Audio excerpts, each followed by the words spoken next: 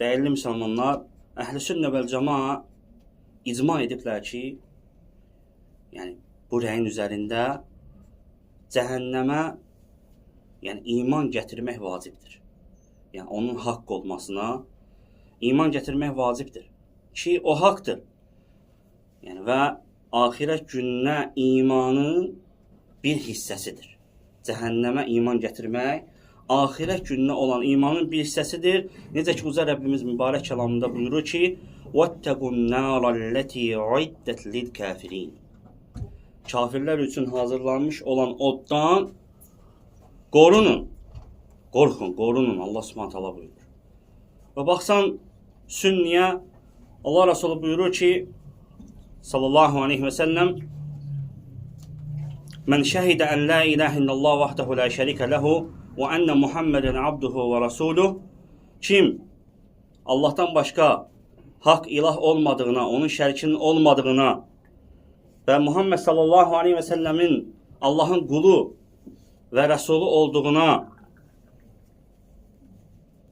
və İsa aleyhisselamın Allahın qulu Məryəmə göndərdiyi ol kəlməsi və onun tərəfindən göndərilmiş bir ruh olduğuna, sonra Allah Resulü buyurdu ki, وَأَنَّ الْجَنَّ حَقٍّ وَأَنَّ النَّارَ حَقٍّ və cənnətin haqq və cəhənnəmin də haqq olduğuna şəhadət gətirərsə, أَدْخَلَهُ اللّٰهُ سُبْحَانَهُ وَتَعَالَى مِنْ أَيِّ أَبْوَابِ الْجَنَّةِ الثَّمَانِيَةِ شَاءَ كَمَا فِي الْحَدِيثِ Necə ki, hədisdə gəlir.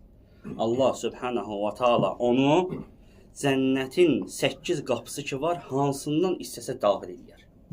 Səhih hədisdə gəlir. Hansından istəsə daxil edər. Kim ki şəhadət gətirsə, şahidlik versə ki, cənnət də haqdır, cəhənnəm də haqdır.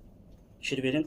Və bu da hədisdə, səhih hədisdə gələn dəlildir.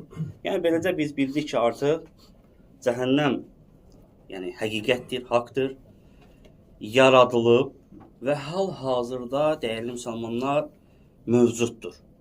Bax, biz Əhl-i Sünnə vəl Cəmaanın əqidəsindəndir. Hal-hazırda mövcuddur.